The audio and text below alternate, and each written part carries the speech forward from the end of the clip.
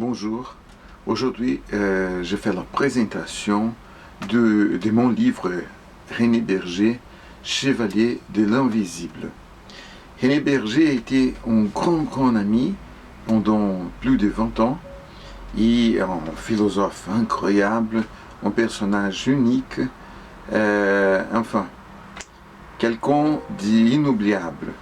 Il a été les premières, je suis sûr, philosophe de l'art et le cyberespace.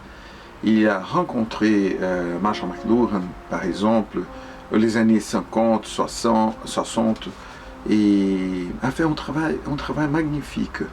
J'ai rencontré la première fois René à Lisbonne, quand j'ai été curateur dans le secteur d'art et sciences à la Fondation Gulbenkian, où j'ai apporté des travaux d'holographie, tout ça. Il était très intéressant. Et j'ai fait aussi un grand concert, une grande installation, et une exposition aussi. Et j'ai rencontré René, et immédiatement, il était une amitié pour toute la vie.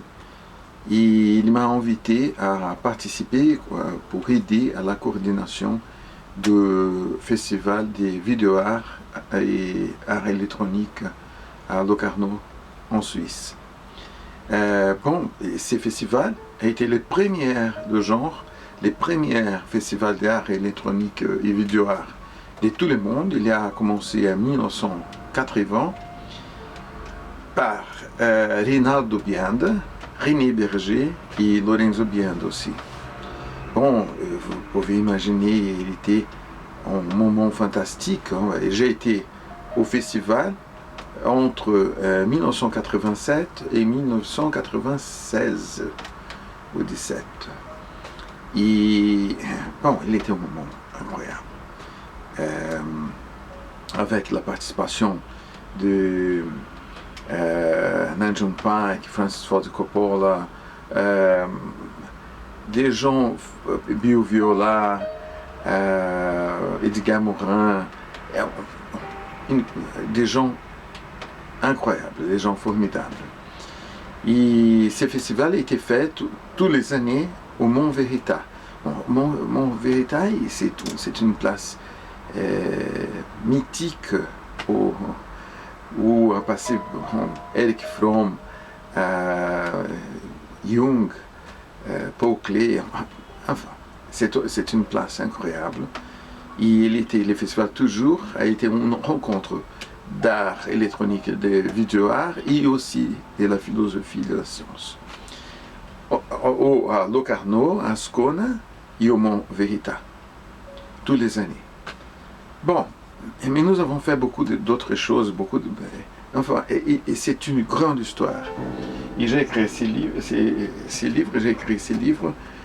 il y a 800 pages, plus de 800 pages.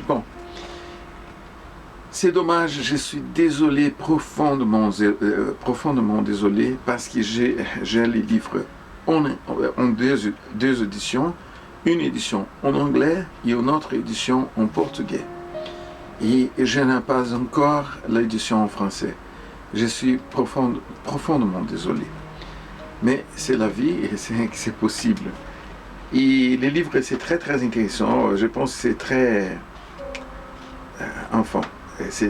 ce n'est pas seulement un document, mais c'est aussi un livre sur notre monde, les transformations, les mutations planétaires pendant les dernières 20 ans, et à travers des travaux, beaucoup de choses. Et je pense que c'est très intéressant. Il est distribué à tout le monde par l'Amazon. Et il est aussi un livre sur les raffinements. René a été une personne très raffinée. Il y a des gens qui pensent « les raffinements, c'est une chose bourgeoise, des choses comme ça ». Non, c'est complètement faux. Les raffinements, c'est que Montesquieu a décrit comme la diversité. Bon, et c'est ça, c'est une qualité qui est, est présente dans la tradition chinoise, mésopotamique, égyptienne, indienne, et par toutes les cultures du monde. C'est une trace très intéressante. Bon, c'est ton moment de réflexion, c'est ton pensée. Bon, j'ai fait la présentation ici à l'Internet parce qu'ici, c'est l'unique place possible de faire cette présentation. Parce que pour René, cette question du temps réel, mais aussi d'une transformation de la concession du temps et de l'espace, parce que je suis chez vous à ce moment, et qui moment? C'est aujourd'hui, mais aujourd'hui c'est votre aujourd'hui aussi, qui peut être démon ou enfant. En nom, au plus, il n'y a pas plus de temps et espace. C'est très curieux.